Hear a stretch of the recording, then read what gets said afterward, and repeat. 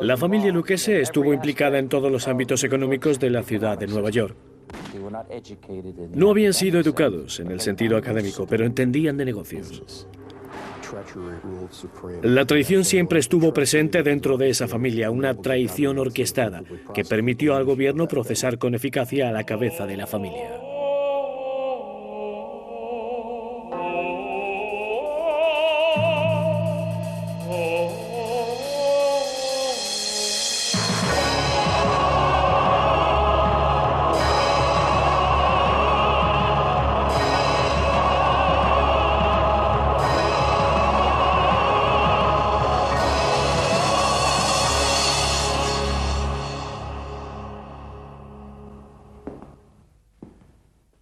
No hace mucho, la cuestión de si la mafia existía o no era todavía motivo de discusión. Mucha gente, incluido el director del FBI, J. Edgar Hoover, negó reiteradamente la existencia del crimen organizado y eso hizo que durante años los más importantes criminales del país eludieran el sistema jurídico americano. Con la excepción de la Rusia poscomunista, Estados Unidos podemos decir que ha sido el país del mundo que ha vivido bajo la mayor presencia generalizada del crimen organizado.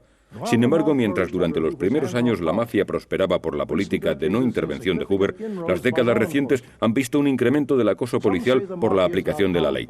Hay quien dice que la mafia es ahora un círculo cerrado como lo era en sus comienzos, una asociación desorganizada de bandas callejeras, y nadie ilustra este cambio tan brusco de fortuna mejor que la familia Lucchese de Nueva York. Llamada así por el segundo capo de la familia, esta dinastía del crimen organizado remonta sus orígenes a las calles de la ciudad de Nueva York a principios del siglo XX. Nueva York era el puerto de entrada para la mayoría de los inmigrantes europeos que llegaban a América, y pronto se convirtió también en terreno abonado para que vieran la luz algunos de los miembros más notorios del crimen organizado. Al Capone, Lucky Luciano, Meyer Lansky, todos venían de familias inmigrantes que se ubicaron en la llamada Área de 5 puntos. Un gueto abarrotado con un largo historial de bandas irlandesas, judías e italianas. Fue allí donde un grupo diverso de estas bandas étnicas se unió a principios de los años 30. 5 grandes grupos criminales llamados familias emergieron como el núcleo central de un extenso sindicato del crimen que operaba a nivel nacional, al que nos referiremos generalmente como la banda.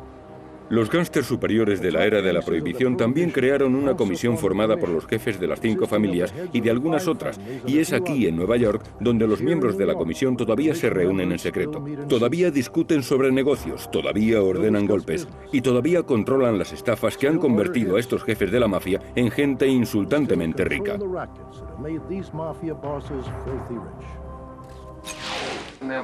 ¿Es usted miembro de alguna organización secreta? Sí, lo soy. ¿A cuál pertenece? Cosa Nostra, en italiano. ¿Cosa Nostra en italiano?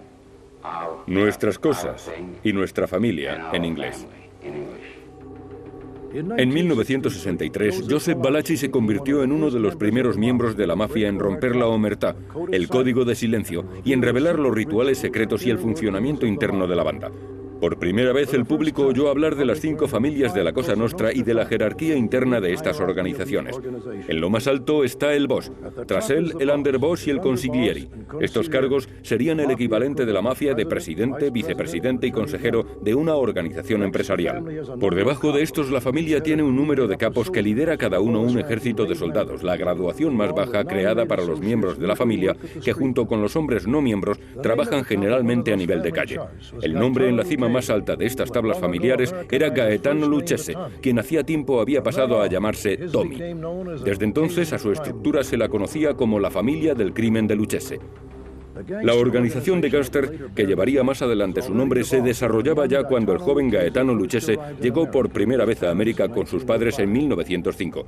Los Lucchese venían de Palermo, en Sicilia, y formaban parte de los centenares de miles de inmigrantes que vinieron a este país en busca de una vida mejor. Al llegar a la tierra prometida, en lugar de las soñadas calles pavimentadas con oro, muchos se encontraron al margen de la sociedad matándose a trabajar a cambio de salarios de miseria. La familia Lucchese, como el resto de familias inmigrantes italianas, deseaba que sus hijos e hijas prosperaran a toda costa en el Nuevo Mundo, y a menudo les recordaban a estos que su mayor deseo era que no fuesen tan incultos como ellos. Quiero verte estudiar, hacer los deberes, ir a la escuela, y no quiero oír que causes algún problema en la escuela, no quiero oír que haces novillos. Quiero que consigas una educación y que lo hagas mejor que yo en la vida. Aunque pronto Lucchese sintió la llamada de la calle. La creciente burguesía americana tenía un alto nivel de vida. Los chicos de la calle anhelaban para ellos la vida que veían a su alrededor. Trajes preciosos, zapatos italianos hechos a mano, coches grandes y mujeres bonitas. Los muchachos como Lucchese se sabían incapaces de alcanzar ese sueño trabajando y prefirieron llegar a él por la vía rápida. Y nadie supo reconducir a esos chicos. Cuando Tommy Lucchese era un adolescente, su padre le despreció al verle incapaz de alejarse de la vida de las calles. Lucchese venía de una familia donde él fue el único criminal. Los demás miembros de su familia eran muy rectos, gente normal que durante todas sus vidas se sentirían muy avergonzados y rehuirían incluso ser relacionados con su pariente. Tommy se convirtió en el compañero de habitación de un amigo de la adolescencia que sería conocido más adelante como Lucky Luciano, acreditado como el fundador del sindicato. El expediente de arrestos de Lucky comenzó cuando tenía 10 años, se mudó de vecindario y se asentó en el Harlem del Este y cambió su nombre a Luciano para no avergonzar a su familia. Juntos, Luciano y Lucchese ascendieron como la espuma dentro del mundo criminal. Tommy se forjó una reputación como asesino frío y metódico. Al final de la Primera Guerra Mundial ya trabajaba como guardaespaldas y hombre favorito de Luciano. Calzifakis investigó a Tommy Lucchese para la Enciclopedia de la Mafia. En ese tiempo, Lucchese ya estaba en activo con Luciano y Albert Anastasia, que era considerado el peor asesino de todos ellos. Anastasia era un gran verdugo y Luciano siempre pensaría que Lucchese era un mejor asesino que él. Podía confiar más en él porque era más frío, silencioso y más leal a las órdenes que Anastasia.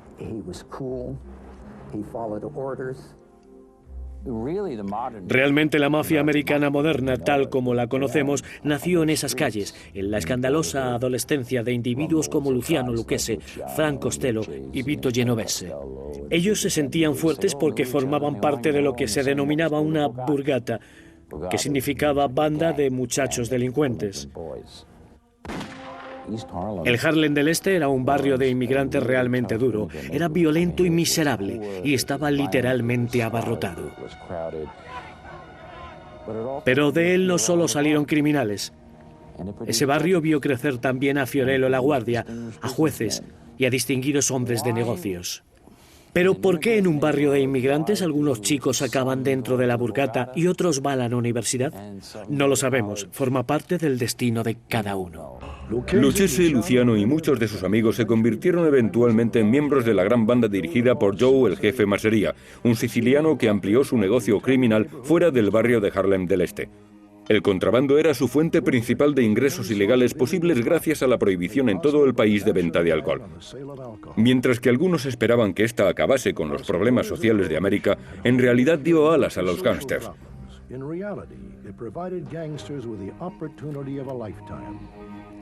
Lucky Luciano y sus socios criminales concibieron un complejo sistema organizativo para importar y distribuir alcohol a lo largo de todo Estados Unidos. Meyer Lansky se encargaba de las finanzas. Tommy Lucchese organizaba el sistema de transporte. Y Frank Costello se encargaba de los sobornos a funcionarios políticos.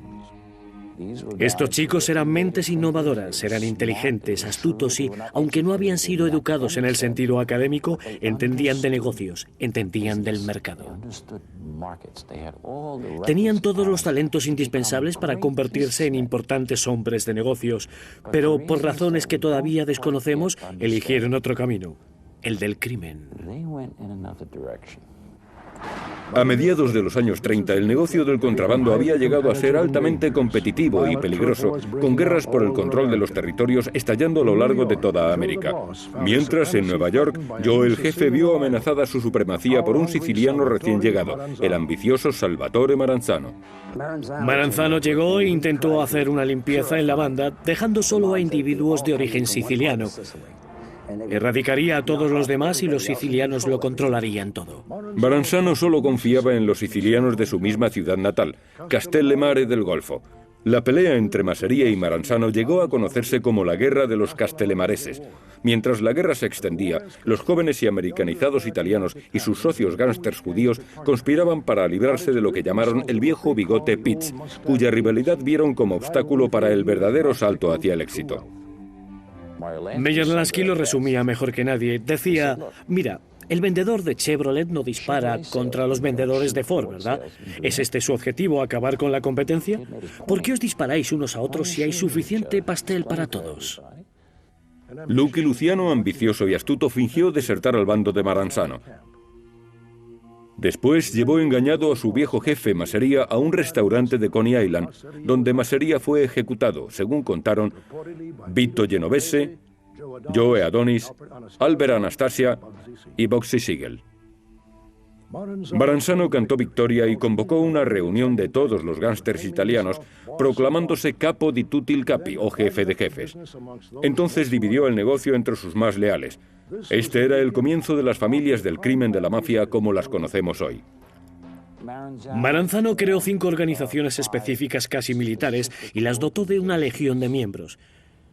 Él no las reestructuró como familias, sino como las legiones de Roma, y bajo esa nueva organización iban a controlar eficazmente el crimen dentro de sus nuevos específicos y bien organizados territorios. Pero algunos encontraron fallos en el nuevo sistema. Luciano y Genovese, que estaban por debajo de él, vieron que se oponía a trabajar con los gángsters judíos. Sin embargo, ellos sabían que si estabas metido en el contrabando, tenías que estar necesariamente implicado y en colaboración con los gángsters judíos, como la Banda Púrpura, especialista en introducir licor a través de Detroit. Mientras tanto, Maranzano sabía que tendría que ocuparse antes o después de Luciano, quien había triunfado demasiado rápido. Pero Luciano, siempre brillante, había enviado antes a Gagliano y a Lucchese como espías al bando de Maranzano. Maranzano no era tonto, sabía que tenía que liberarse de Luciano y del grupo de Costello y de los otros, por lo que planeó matarlos a todos. Sin embargo, en sus filas estaban los 2 espías en los que él tanto confiaba, Gagliano y Lucchese. Lucchese advirtió sin tardar a Luciano del complot. Luciano trazó entonces el contraataque. Envió a Lucchese a la oficina de Maranzano, fingiendo tener un negocio urgente para discutir con él. En ese momento, 4 gángsters judíos se presentaron como un relámpago en la oficina y alinearon a los hombres de Maranzano contra la pared. Lucchese señaló a la víctima y los asesinos hicieron un trabajo rápido con Maranzano.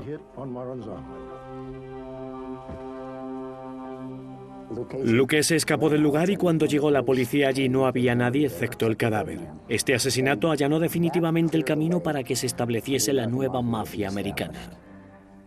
Con gran visión criminal, Luciano, junto a su socio judío Meyer Lansky, estableció el Sindicato Nacional del Crimen Organizado. Creó también la comisión, que hacía las veces de órgano gobernante.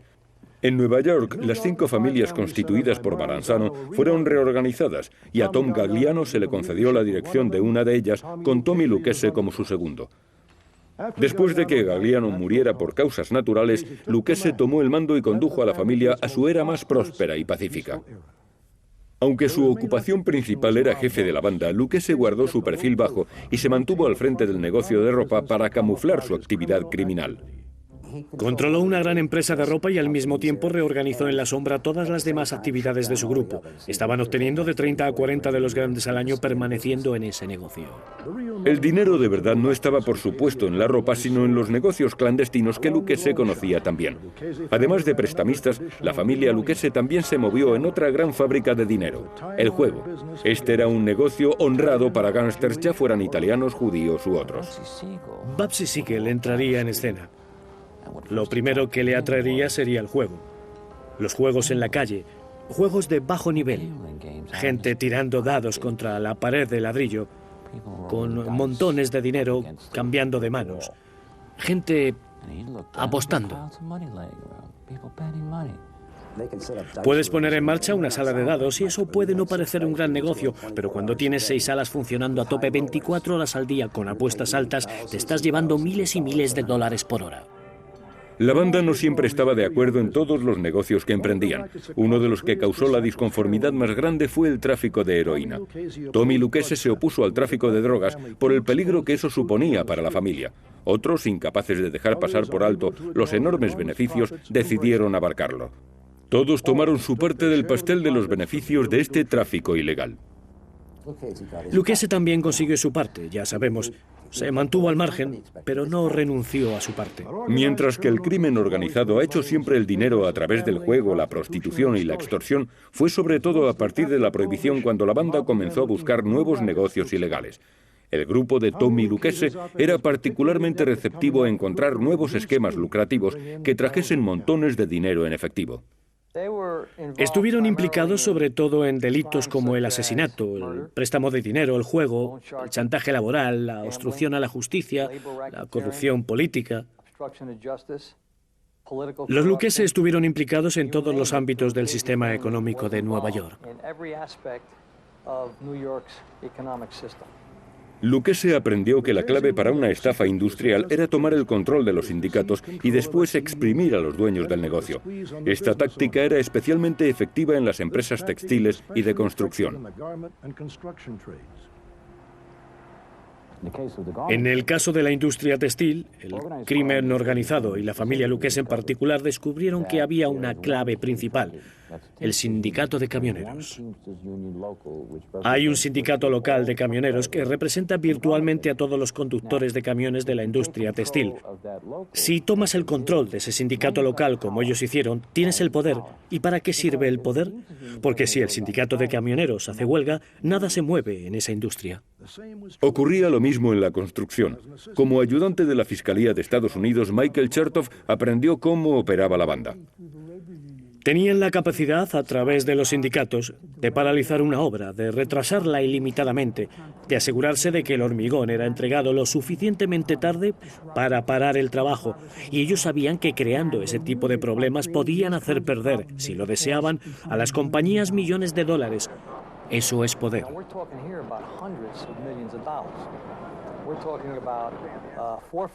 Estamos hablando de cientos de millones de dólares. Estamos hablando básicamente de 4 familias: la familia Colombo, la familia Genovese, la familia Gambino y la familia Lucchese. Los jefes de estas 4 familias tenían 6 contratistas generales, 6 empresas de la construcción que eran las únicas a las que se les ofrecía proyectos importantes en la ciudad de Nueva York. Por cada trabajo que se superaba los 2 millones de dólares, el contratista que conseguía el contrato tenía que entregar el 2% a las familias. Los lugartenientes de Lucchese llevaron la extorsión a la construcción más lejos que cualquiera de las otras familias. La familia Lucchese encontró una pequeña especialidad que todos los demás habían pasado por alto, pero que ellos descubrieron. Se percataron de que si haces construcciones de hormigón, necesitas piedra, y descubrieron que casi toda la piedra venía de minas de Connecticut. La transportaban por agua y llegaba a Long Island, pero solo hay un puerto en Long Island que pueda manejar este material, pues es el único preparado para ello. Un escenario perfecto. Conseguido el control del puerto, conseguido el negocio de la piedra.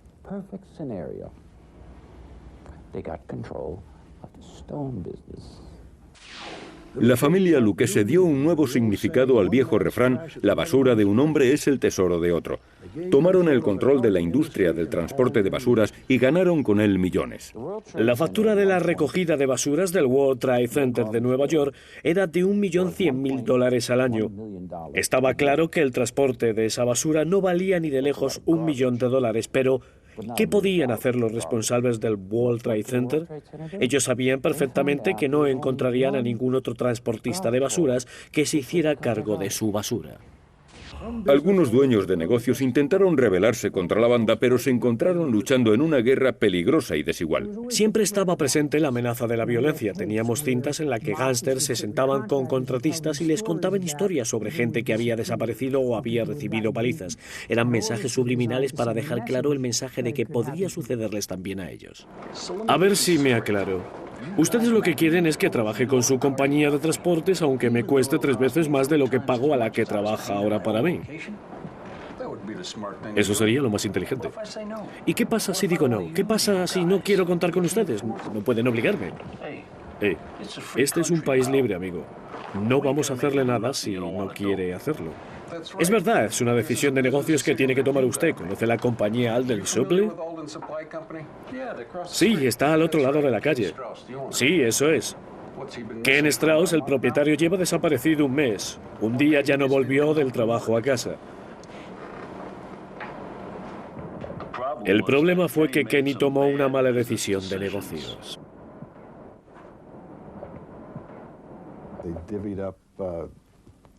Se quedaron para ellos negocios que pasaron a ser privados, como el del transporte o el del hormigón.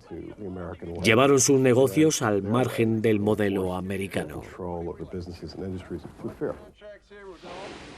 Durante más de 3 décadas, Tommy Lucchese llevó su imperio criminal al éxito absoluto, consiguiendo no ser golpeado ni encarcelado. También con éxito mantuvo a su familia personal bien aislada de su familia de la mafia. Murió por causas naturales y después de su muerte, sus parientes cambiaron la ortografía de su lápida para mantener alejados a los curiosos. Antes de morir, Lucchese tuvo que ocuparse de un asunto terrenal, escoger a un sucesor que dirigiese la organización. Su decisión, con la aprobación de la comisión, un protegido de la vieja vecindad de Harlem del Este, Anthony Corallo.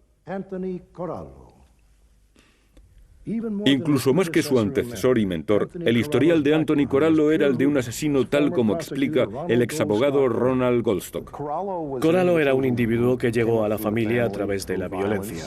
La gente lo sabía, todos le tenían miedo. Era una persona respetada y temida, así que incluso para él dirigir a la familia no fue una sorpresa. Solo había un obstáculo para que la transición del poder se realizase sin problemas. Corallo se enfrentaba a la sentencia de un juicio por soborno, algo inusual para un gángster con una gran reputación por su capacidad para esquivar la ley. Corallo era una persona que creía en el asesinato como medio de lograr sus propósitos. Era un individuo que había crecido entendiendo lo que significaba el poder y lo que la violencia física podía conseguir. Y practicó en ese campo desde el momento en que comenzó sus actividades criminales en sus años como chantajista laboral para la familia. Corallo comenzó su carrera en la mafia bajo los dominios de la familia Lucchese en el área textil. En los años 50 era ya uno de los más grandes chantajistas laborales del país.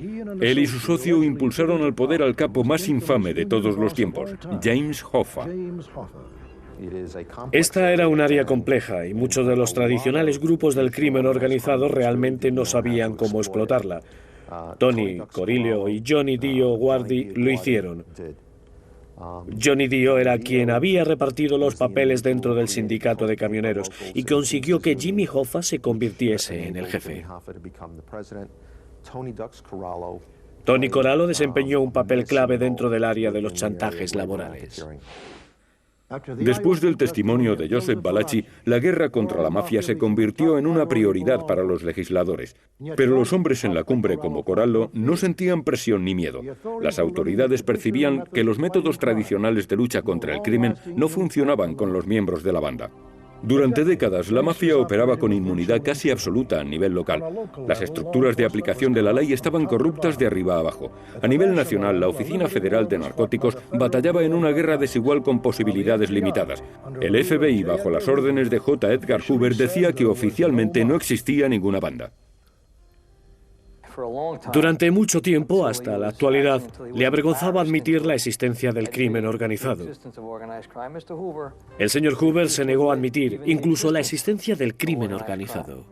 La posición de Hoover se basaba en una posible doble vida secreta de este que la banda amenazaba con difundir. No era nada fácil acusar a una persona de pertenecer a una familia de la mafia debido a las dificultades que el gobierno tendría para intentar probarlo.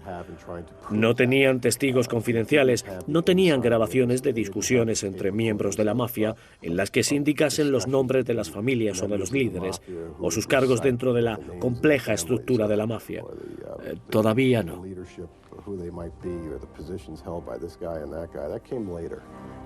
Un tiempo entre rejas era algo que quedaba muy lejos en las mentes de los jefes de la mafia, pero también eso estaba a punto de cambiar.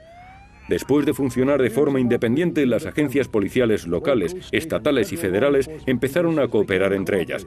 Ronald Goldstock dirigió el Destacamento Especial Estatal del Crimen Organizado de Nueva York en los años 80. Durante un largo periodo de tiempo, la aplicación de la ley luchó en una batalla desigual y agotadora. Fueron arrestados o procesados algunos individuos por crímenes específicos ingresando en prisión, pero generalmente salían después de un periodo de tiempo relativamente corto. Era una experiencia frustrante para el FBI. Podíamos encontrar un testigo, podíamos encontrar y entregar evidencia sobre el crimen, podíamos arrestar a los criminales y los podíamos meter en la cárcel. No importaba a cuántos arrestásemos, como solíamos decir, había siempre cientos de hombres preparados para ocupar su lugar. Una cosa que sabía la policía era que la banda estaba a menudo involucrada en asesinatos en los que no aparecían testigos, o si lo sabía, eran también gángsters a los que no gustaba hablar con las autoridades. Cuando un miembro de una banda era asesinado, se enviaba generalmente un mensaje al resto de miembros para que estuviesen callados. Todo esto cambió con el Estatuto Rico y la vigilancia electrónica entre 1968 y 1970, y con otros métodos policiales específicos para combatir el crimen organizado, donde podías analizarlos como grupos de individuos cometiendo patrones de actividad criminal. Greg O'Connell y otros abogados de la acusación reconocieron la importancia del Estatuto Rico. El Estatuto del Crimen Organizado era una invención brillante que permitió al gobierno detener no solo una amenaza aislada y específica de un delito o un crimen aislado, que es la manera en que la policía operaba hasta ese momento. Lo que este cambio permitió fue el procesamiento de una organización compleja.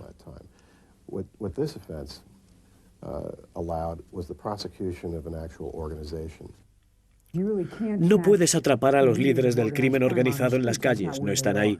Donde están ellos es en clubes sociales o en restaurantes planeando las actividades que los soldados y sus capitanes van a realizar. Pusimos micrófonos en clubs, en bares, en restaurantes, en casas, en diferentes habitaciones. Pinchamos teléfonos, todo legal, con órdenes judiciales. Uno de nuestros objetivos era utilizar el Estatuto Rico para procesar a la comisión, las cabezas de las 5 familias criminales de Nueva York. El Destacamento Especial Estatal para el Crimen Organizado tenía información muy completa sobre la familia de Lucchese y evidencias criminales sobre los líderes de una o dos de las otras familias. El FBI había puesto micrófonos a los líderes de 3 familias a la vez y, si lo combinas todo, verás que teníamos una montaña de pruebas que se podían utilizar para procesar y condenar a todos los jefes de la familia. El Departamento de Policía de Nueva York y el FBI comenzaron a trabajar juntos por fin. Rick Sita era detective en la investigación de la banda. En este momento se produjo el matrimonio, por así decirlo, entre el FBI y la División de Investigación del Crimen Organizado del Departamento de Policía de Nueva York, en el que una comisión de detectives fue asignada a las brigadas del FBI, y estas brigadas se dedicaron a las investigaciones muy activas en seno de las familias del crimen organizado del área de la ciudad de Nueva York. Personalmente no creo que hubiésemos podido hacer el trabajo que hicimos sin la ayuda del Departamento de Policía de Nueva York. Tenían una capacidad para hacer las cosas, aprendida de sus días en las calles y una experiencia que nosotros no teníamos. Solos no hubiésemos podido hacerlo. Nos felicitamos mutuamente y, bueno, no pudo ser una mejor alianza. Sin ellos no hubiésemos alcanzado el éxito como finalmente hicimos.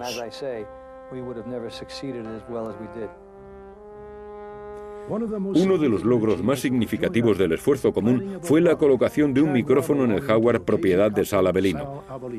Los investigadores sabían que Tony se desplazaba habitualmente en el coche de Avellino para discutir sobre sus mutuos negocios de la mafia. ¿Por qué solo tenemos 150 camiones en funcionamiento cuando solemos tener funcionando 300, Sal?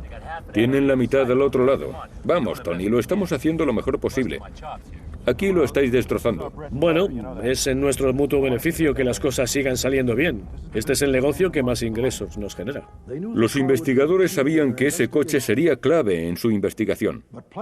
Pero colocar un micrófono en la oficina móvil de Lucchese no fue nada fácil.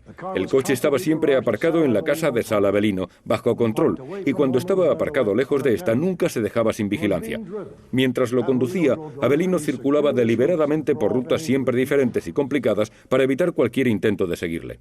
Los miembros del destacamento especial esperaban pacientemente el momento idóneo. Mientras tanto, el equipo que iba a hacer el trabajo practicaba el procedimiento de colocación con un coche idéntico al de Sal. Y bajo 15. ¿Preparado? La oportunidad se presentó una noche lluviosa de marzo, en la que Avelino conducía hacia un restaurante de Long Island a un acto organizado por la industria de la recogida de basuras.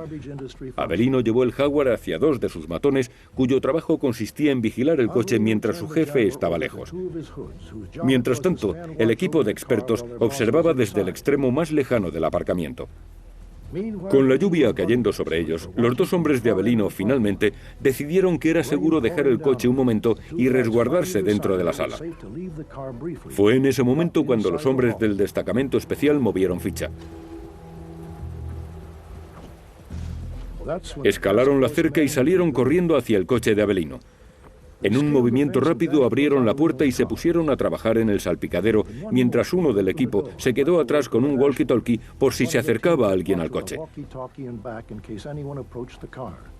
En unos minutos habían colocado el micrófono. Después, tan rápido como habían llegado, el equipo salió del coche y cerró las puertas, teniendo cuidado de no dejar ningún rastro de agua dentro.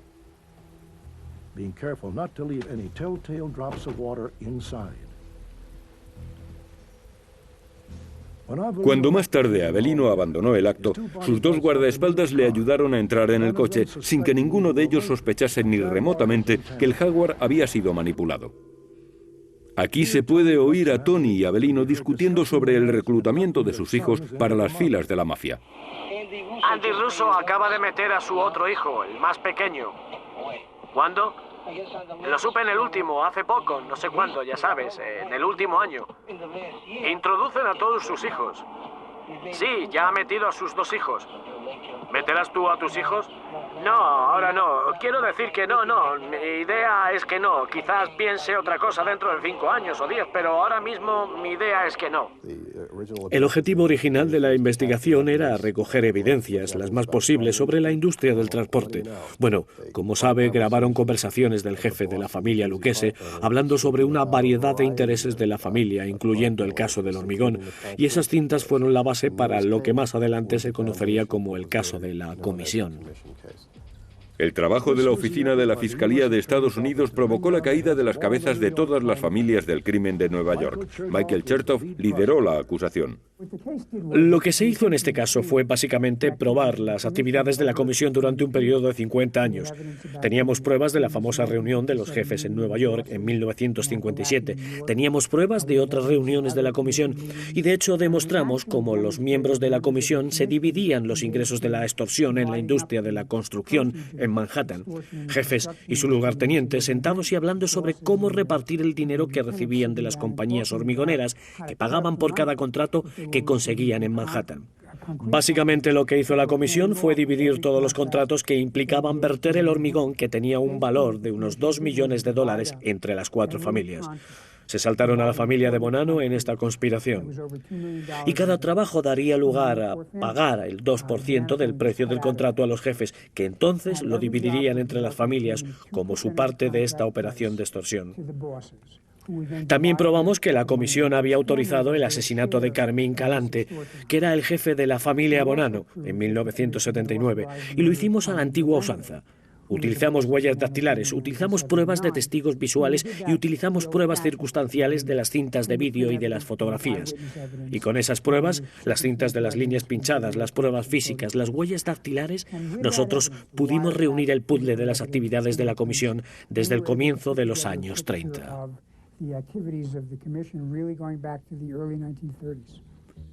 Cuando el caso finalizó, las cabezas superiores de la mafia de Nueva York estaban en prisión. Tony fue defenestrado. Este caso fue un hito en la guerra contra el crimen organizado.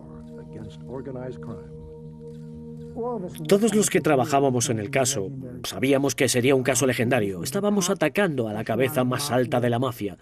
Por primera vez íbamos a demostrar la existencia de la comisión, que era un sindicato nacional del crimen.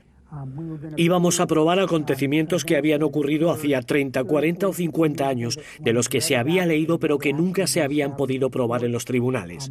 Sabíamos que derribar a los jefes que durante mucho tiempo fueron vistos como los miembros más reservados, ocultos y poderosos del crimen organizado sería un soplo de aire nuevo fundamental en la lucha contra el crimen, y al final del caso, cuando cada uno de los demandados fue condenado por cada uno de los cargos, yo sentí que habíamos logrado una victoria realmente notable.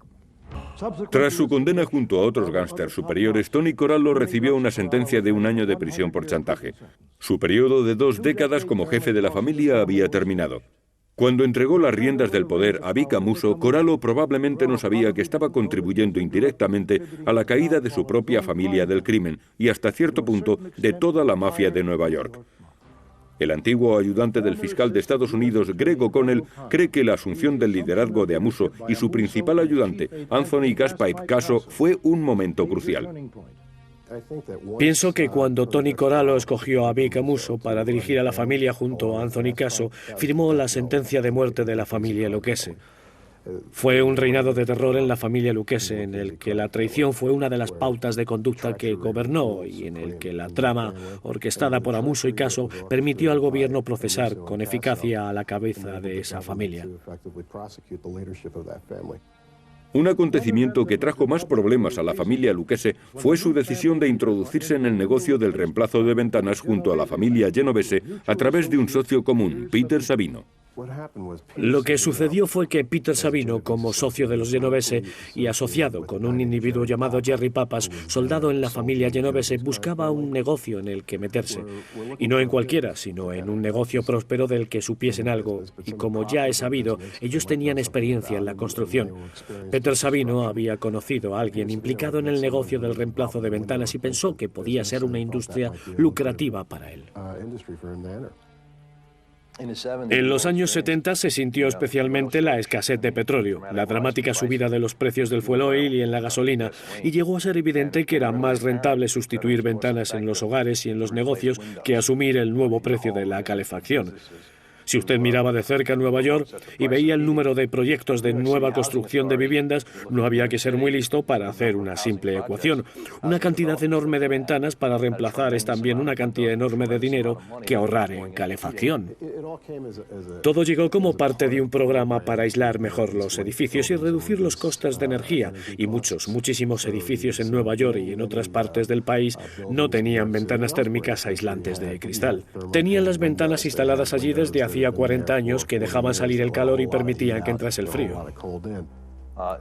A la LCN no le llevó mucho trazar un plan. Este consistió en tener instaladores seleccionados, hacer una oferta, conseguir que se aceptase y después fijar un precio de $2 por ventana para garantizar la seguridad de los instaladores. Si multiplica el número de complejos residenciales por el número de ventanas sustituidas, entenderá perfectamente el porqué de este negocio.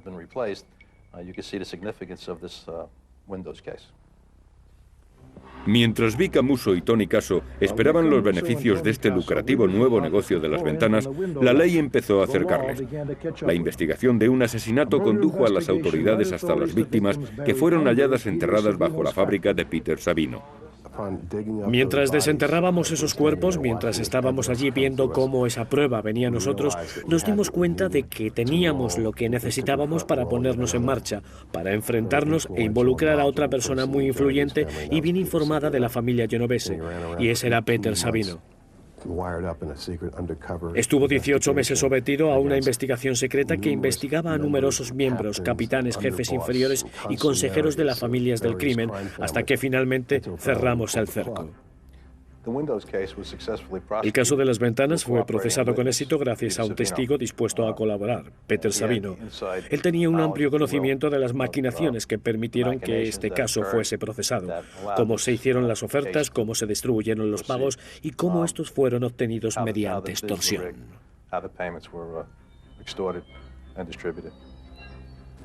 Cuando procesamos el sumario de las ventanas, Vic Amuso y Anthony Gaspipe Caso, que eran entonces el capo y el sotocapo, los dos miembros más altos de la graduación de la familia del crimen Lucchese, decidieron huir.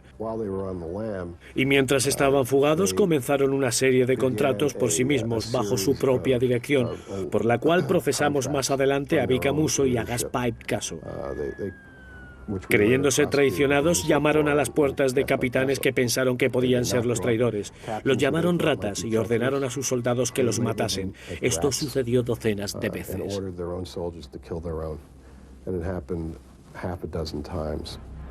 Las acciones homicidas de Gaspipe Caso llevaron a las autoridades a creer que estaba loco o que era un estúpido sin escrúpulos.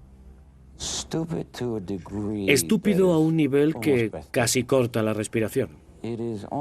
Es casi inconcebible que en una organización fundada por un individuo tan discreto que jamás nadie pensaría que es un líder de la mafia, fuese al final sustituido por un psicópata.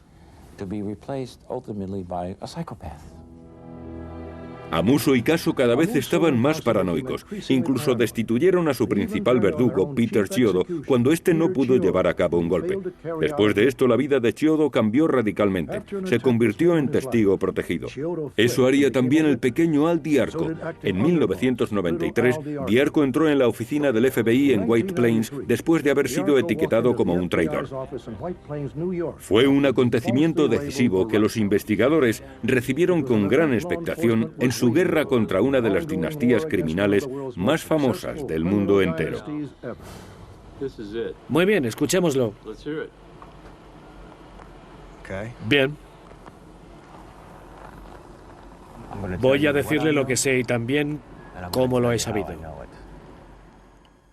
Para la familia Lucchese se cerraba el cerco. Los abogados de la acusación podían de nuevo desenmascarar a las cabezas máximas de la dirección de la familia. Vic Amuso sigue siendo el jefe de la familia Lucchese. Pienso que la opinión del gobierno de la situación basada en la evidencia es que él no ha abandonado el control, pero podría hacerlo si quisiese. El exagente del FBI, Bonavolonta, opina que la familia Lucchese tiene serios problemas. Los nuevos líderes, los líderes de hoy, el segundo y tercer nivel, como él los ha llamado siempre, están atados, no por el honor, el respeto y la familia. Están atados por la economía, por el dinero y por la avaricia. Y la avaricia y el dinero, esos lazos, son mucho más fáciles de romper que el honor, el respeto y la familia. Lo que nos encontramos hoy es a un líder de la mafia mucho menos seguro de sí mismo. El líder actual de la Cosa Nostra confía menos en sí mismo que el de los años 70 y 80. Ya sabe, cuando vemos esas imágenes del hombre de Neandertal, vemos que esos hombres primitivos se parecen mucho a los monos, pero a medida que ha pasado el tiempo, este se ha hecho más listo, su cerebro se hizo más grande, se refinó, y ahora son Homo sapiens y van con trajes. En la mafia es al revés. Cuanto más primitivo, más lejos llegas. Aunque Thomas Dewitt prometió liberar al país de la banda y Robert Kennedy hizo la misma promesa décadas después, ha sido en estos últimos años cuando las nuevas leyes para luchar contra el crimen organizado han comenzado a dar sus frutos. Las policías federal, estatal y local han aprendido finalmente a trabajar codo con codo de una manera eficaz y los legisladores por fin han entregado a los abogados leyes eficaces. La una vez poderosa dinastía que fue la familia Lucchese también se ha visto afectada por los cambios culturales desde comienzos del siglo XX. Las tradiciones del viejo mundo trasplantadas a la tierra de las oportunidades proporcionaron las condiciones para producir genios criminales como Luke Luciano, Meyer Lansky y Gaetano Lucchese. Los últimos sustitutos de los fundadores del Sindicato Nacional del Crimen parecen haber dado, sin embargo, un paso atrás en la ley evolutiva de Darwin. Si la gente piensa que la batalla está acabada, si se relaja la alerta en la lucha constante contra el crimen organizado, entonces, en 10 o 20 años, el crimen organizado volverá con fuerza, se reorganizará. Aunque muchos han proclamado la muerte de la banda, especialmente de la dinastía una vez gobernada por Tommy Lucchese, los oficiales para la aplicación de la ley nos alertan de que la mafia está debilitada pero no acabada. Nos recuerdan el poder de las empresas criminales para regenerarse, y mientras los Lucchese y otras familias del crimen puede que nunca recuperen el poder de décadas pasadas, continúan operando en la sombra. Están ideando constantemente nuevos negocios criminales y nuevas maneras de eludir la ley. Quizá en el capítulo final veamos cómo la ley futura perfeccionará sus medios para ir un paso por delante de los criminales. Soy Robert Stack. Gracias por acompañarnos.